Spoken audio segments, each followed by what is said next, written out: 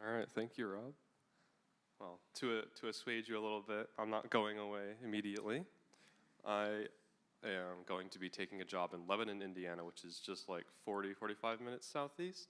And I'm going to be doing like plastics and polymer science work because I'm a material science engineer here at Purdue. And so if you suddenly get attached to me in the 5 or so minutes I'm speaking, or if you've been attached to me for a while, I'm not going away. I'm just going away for a little bit to go home. So anyway, about me, besides being a material science engineer, I rollerblade around campus. I have orange wheels on my rollerblades. I go really fast. Some people are like, "You're the rollerblade guy." I'm like, "Yeah, I'm the rollerblade guy." And they're like, "You're really cool. Thank you." So I guess to the serious stuff, where have I seen God move during my time on campus?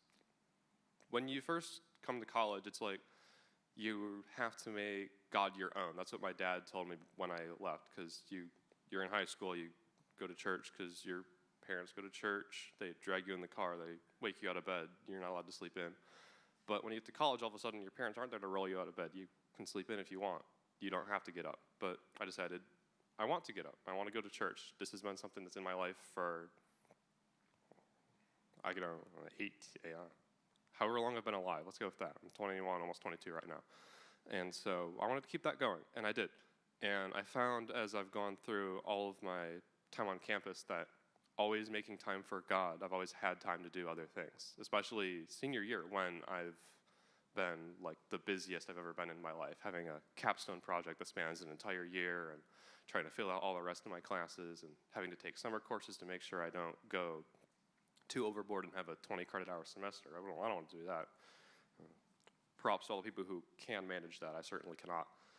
But like being well-rounded beyond that and being able to lead house groups here and preside over 2 clubs for fun and see a whole bunch of people and make new friends even during the COVID time, like that's been really, really big for me because I've always been insistent on making my time to come to church and learn and grow and get involved in groups and try to do more things. And like, especially going through school, I've had a lot of that sort of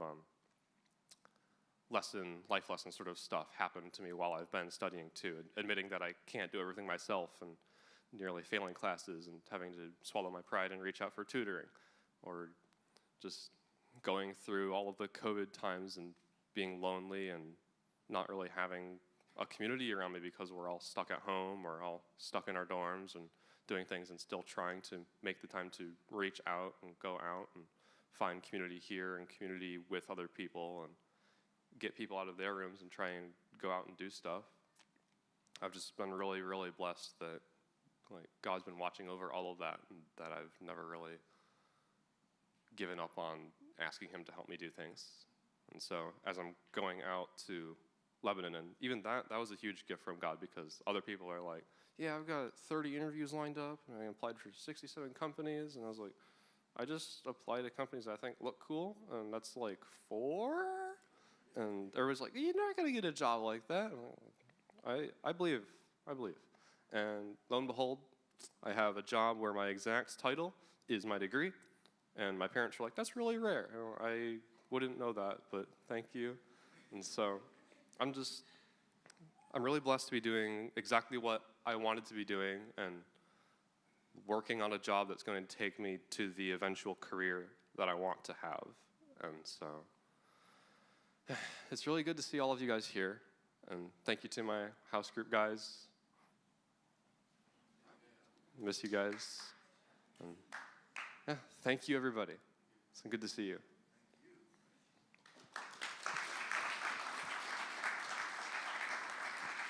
Who's next? You. All right.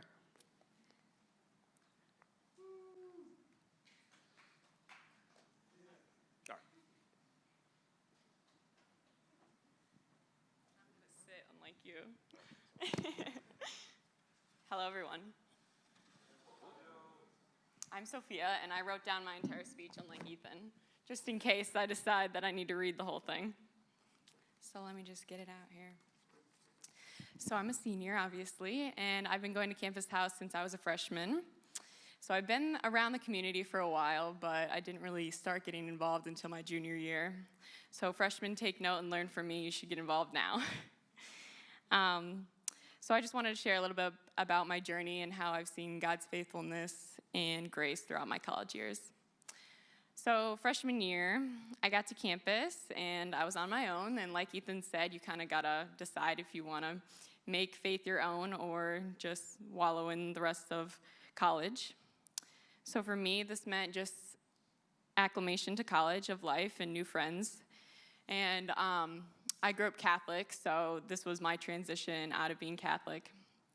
So I was just trying to find the difference of what being a non-denominational Christian community was like. So September of my freshman year, my sister bought me a pretty Bible, and a pretty Bible is much better than the teaching Bible that my mom got me years ago. So that's what I decided I needed to actually read the Word because I had this, and it was a lot more fun to read. So anyway, that's kind of how I started my journey. And then many months into reading the Word and attending church on my own, of November, my sophomore year, I was going to church here, and I just remember one service that was just really impacted.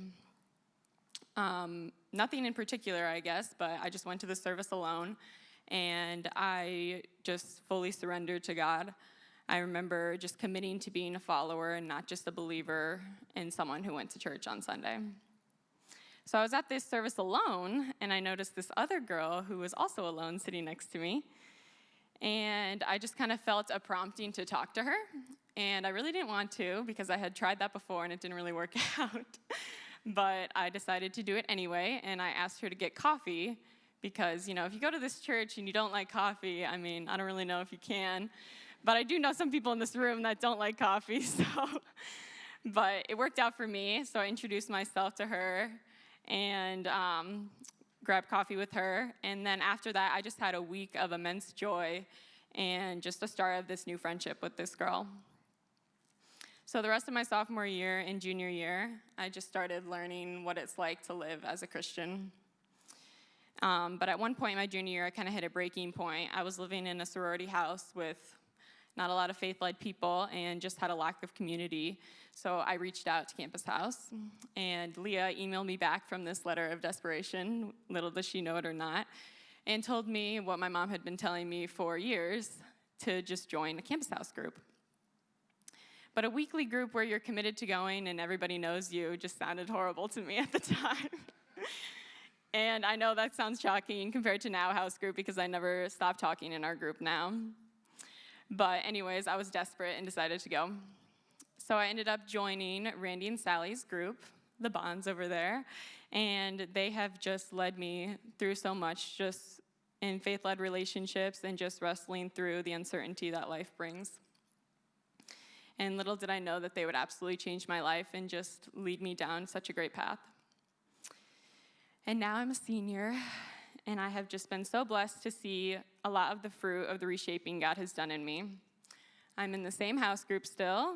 I have a lot more trust and reliance on Him for daily life and for getting up here and speaking, which I really did not want to do. As you can see, I don't really like public speaking. But I truly do feel challenged and learned to just have a new community, let people into your life. And this year, since working at Great House, I've made a lot more great friends as well. So just overall, God has just been so faithful to me in the big moments and the small. Sally always encourages us to write down where God has been faithful, and this year I have written down more things than I have time to talk about. But two big things for this year that stood out the most and involved the two of my favorite people in this room. I got to see one of my best friends and roommate for the past 3 years at Campus House be baptized. Yeah, please cheer for that. Truly, no one really did see that coming, and it has been the biggest blessing this year to live in close community with Maggie and just see her transformation, and having her to pray with and just having that faith foundation has been incredible. And then, remember that girl that I asked to get coffee with? Well, a week ago, I was asked to be a bridesmaid in her wedding. And Cassidy and I have pretty much gotten coffee weekly since that meeting. And she's been a rock of wisdom for me, always centering me back on what's important and bringing me back from the edge of the cliff when I'm struggling to trust. God has been so good to me, and I'm so blessed. It hasn't been easy, like faith always is.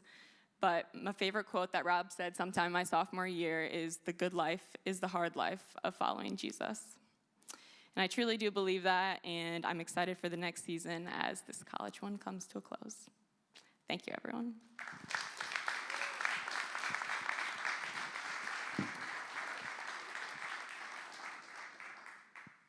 Oh, you junkie. I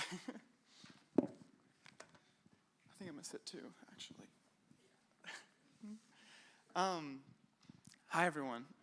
I'm Matthew, and I'm a senior, like everyone else, and I'm graduating. And as I was preparing for this and thinking about what I wanted to say before I left, I realized that this transition is not too different from when I came in my freshman year. You know, you pack all your things and you leave your old life behind, and you go to make completely new friends and meet completely new people and try new things, and you start your life over. But when I came here as a freshman, I was a completely different person to who I am today. So when I came here my freshman year, I had some faith. I grew up in the church, and my family were faithful in instilling me with belief. But when I came here to Campus House my freshman year, I would have called myself a Christian, but I didn't really know God. I wasn't committed to faith because I was committed to the church. I didn't. My faith was up and down. And at times I wanted to pursue him, and at times I just wanted to do my own thing. And by junior year, I was more down than I was up. At the very beginning of my junior year, one of my close friends from home passed away in an accident. And that rocked my faith. A lot of what I believed in at the time was that God had a plan for us, and he was just sitting somewhere in space and just letting us do our thing. And we just had to follow the path that he had made for us. But I didn't know how to reconcile what would happen if someone tragically passes too early. And so that led me to question a lot of the stuff that I believed and a lot of the stuff that I thought I knew. And some of those people from Campus House came around me. I wasn't really going to the church at the time, but my friend Paul had signed me up for a hospitality council without me knowing. So I felt slightly obligated to go to the church that I was now serving at. But there I met some of the people that would change my life. Aaron, who leads hospitality, saw some of the things I was going through and met with me and talked with me. And James, another guy that was in hospitality, came around and invited me over to his house, and we played video games and talked about life. And I met with Dave, and he was able to help answer some of these questions and these things that I was wrestling through. And so beginning senior year, I was coming off of a lot of these questions and still working through a lot of these things that I was struggling through. I had joined a Bible study with some of my friends, some of the people that I had met freshman year. And I still had a lot of questions, and even though I now believe that God was our Heavenly Father and that he was working in our lives, he seemed a lot like an absent one. I didn't know what his impact was on my life, and I was just going to continue doing my own thing and trying to figure this out, even though he felt really far away. In November, we had a guest speaker here, Aled, and he was praying, and I had this experience in the back of the room with Aaron, where I don't know whether it all clicked or it all made sense or everything just washed over me at once, but it was all I could do to keep from standing up and cry on the ground. And it was unlike anything I'd ever experienced. It felt like everything was clicked. that God no longer was this far away, absent, puppet master in our lives, but he was a near, close, intimate God. And so I've been meeting with Aaron's husband, Shane, for the last year, and he's been helping me answer questions and figure this out. And I joined a Bible study with friends. And a lot of those things that I thought I knew, that was really my own theology, that I was working into my belief, and it wasn't really faith, has been deconstructed over this last year and has been built up into something new. And one of the things I learned was that truly we're justified by faith and not by the things that we do. At the time, I had thought that I needed to fast for 100 days and pray for hours, or be really, really good for X amount of days, and then I'd be close to God. But instead, he came to me, and he said, I'm here, and I didn't have to do anything. And so now that I'm at the end of my senior year, it's the same place as I was freshman year, where I'm packing up all my stuff and I'm preparing to start a new life, meet new people, and but I feel like I'm really a different person. A lot of the person that I was torn down, and something else is beginning again. And I can credit Campus House and the people that I've met here for a lot of that. The family that I built here are relationships that have legitimately changed my life. So, thank you.